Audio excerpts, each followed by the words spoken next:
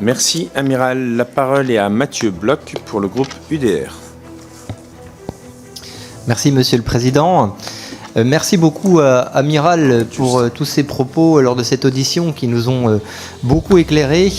Alors, je vais revenir sur un point que vous avez évoqué tout à l'heure lors de votre propos liminaire qui concerne les câbles sous-marins de télécommunications. On sait que 99% des communications internationales transitent par ceux-ci. On sait que la France occupe par son positionnement géographique un rôle majeur en la matière puisqu'on a 4 câbles qui connectent l'Europe aux États-Unis qui transitent par notre pays et une quinzaine qui sont reliés au Moyen-Orient, à l'Afrique et à l'Asie qui transitent par Marseille. Donc ce réseau transporte chaque jour plusieurs centaines de milliards d'euros de transactions et évidemment des données critiques pour la stabilité de notre pays. Notre capacité à le protéger relève donc d'un impératif absolument majeur. Et comme l'ont démontré les sabotages récents dans la mer Baltique ou la présence le mois dernier de capteurs russes vraisemblablement destinés à des opérations de reconnaissance près des câbles britanniques, la guerre des grands fonds ne relève plus de la spéculation. Ces actions relèvent d'une stratégie hybride typique. Elles ciblent des infrastructures critiques sans frapper directement les forces armées, rendant l'attribution incertaine et la riposte évidemment délicate. Dans ce contexte, je souhaiterais connaître votre appréciation. La Marine nationale considère-t-elle ces actes comme des actes de guerre potentiels qui justifieraient une réponse militaire, ou bien comme des agressions grises devant relever prioritairement de la résilience civile et du contre-renseignement ? D'autant que face à la montée en puissance d'acteurs disposant de capacités de manœuvre sur les câbles profonds, je pense à la Russie avec le Yantar ou à la Chine et ses drones sous-marins à longue endurance, nous devons nous poser la question de nos capacités. Le gouvernement avait annoncé en 2022 vouloir consacrer 300 millions d'euros à l'acquisition de drones et de robots sous-marins, mais aucune information récente n'a été communiquée à ma connaissance. Disposez-vous aujourd'hui d'autres informations, Amiral ? Disposons-nous aujourd'hui des capacités offensives qui seraient crédibles sur ce champ de nature à apporter une certaine dissuasion à nos adversaires, puisqu'il est évident que si nous sommes en capacité de couper leurs câbles, peut-être seront-ils réticents à couper les nôtres. Merci monsieur le député, sujet éminemment important évidemment et vous avez raison. C'est pas le tout d'avoir des industriels qui savent poser des câbles et les réparer, il faut aussi protéger toutes ces infrastructures sous-marines que l'on appelle les infrastructures critiques parce que de fait elles représentent des enjeux essentiels et notamment tout simplement je veux dire les bourses du monde fonctionnent par la finance avec une synchronisation hyper fréquence pour les ordres qui sont donnés et si vous coupez les câbles en fait vous cassez toute la synchronisation bancaire mondiale. La première chose qui se passera le jour où on déconnecte les États-Unis du continent européen par les câbles, c'est un crash boursier. Voilà. Ça c'est la réalité. Donc maintenant la manière de répondre à ça c'est la redondance, c'est-à-dire d'avoir de plus en plus de câbles qui permettent de dérouter le flux internet. Ça c'est la première chose. Pour ce qui concerne la marine, nous avons développé depuis maintenant un certain nombre d'années, ça fait 2 ans presque que l'on a développé la stratégie des MFM, donc maîtrise des fonds marins, je vais y arriver, voilà, maîtrise des fonds marins, qui a pour but évidemment d'abord de connaître les enjeux, ce qui n'est pas complètement évident, de voir ce qui se passe, ce qui est encore moins évident quand ça se passe à 1000 mètres, 2000 mètres, 3000 mètres de fond, et d'être capable d'agir et éventuellement de réparer aux besoins. C'est un sujet qui dépend évidemment de la marine, mais également de pas mal d'industriels. Vous savez que le business model des câbliers est assez particulier.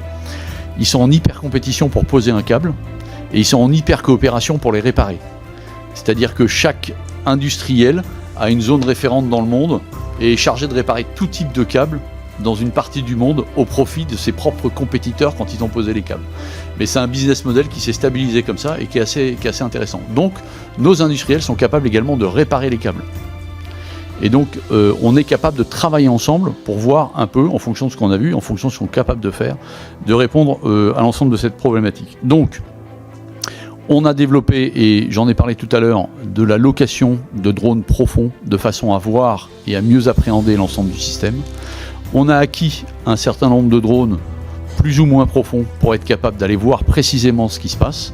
Et quand des compétiteurs ont des manœuvres un peu bizarres, le Yantar dont vous avez parlé, d'autres, qui se stationnent tout d'un coup à un endroit que l'on sait être stratégique parce qu'il y a des câbles et il y a un certain nombre de choses qui passent à cet endroit-là, eh ben, nous allons voir.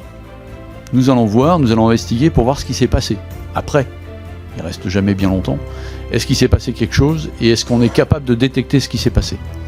Et donc là, on a un travail inter-administration, piloté notamment par le SGDSN, parce que ça engerbe pas mal de monde, dont la marine qui est un des acteurs, mais on est un des acteurs, de façon à avoir la meilleure cartographie possible de ce qui se passe, donc compréhension, surveillance, et après être capable d'agir. Donc on a des ROV qui sont capables de descendre assez profond, et de plus en plus profond au fur et à mesure des acquisitions, de manière à intervenir quand il s'est passé quelque chose. Ça peut être intervenir pour ramasser un objet, ça peut être intervenir pour agir tout simplement sur une infrastructure qui aurait été abîmée par quelqu'un.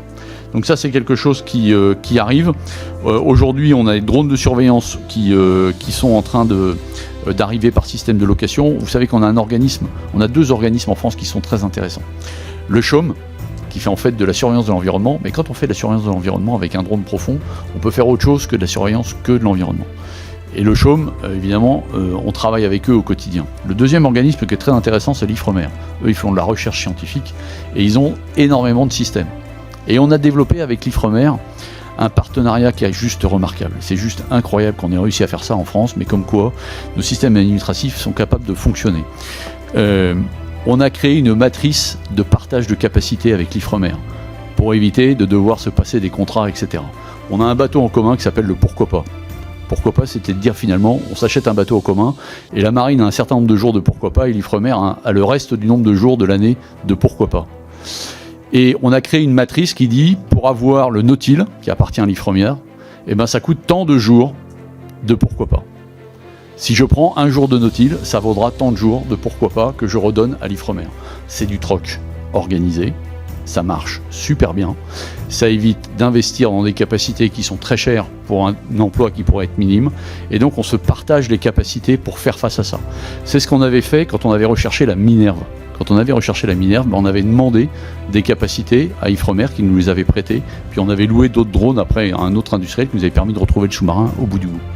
Et donc cette capacité à développer ensemble les capacités, à savoir ce qu'on a comme capacité, à pouvoir se les prêter, entre guillemets, ou à pouvoir faire un surge de capacité quand on a un vrai besoin, c'est ce qu'on a développé et qui fonctionne pas si mal. Maintenant, ça ne peut être qu'intérimaire parce que évidemment IFREMER, ils ont des opérations, ils ont des enjeux et ils peuvent pas donner leurs équipements tout le temps, d'où le besoin de monter en capacité patrimoniale, et c'est ce qu'on est en train de faire. D'abord de la location, puis après de l'achat et de la montée en compétence de nos industriels pour aller plus profond et voir mieux derrière. Ce qu'on est en train de faire, et on est plutôt pas mauvais.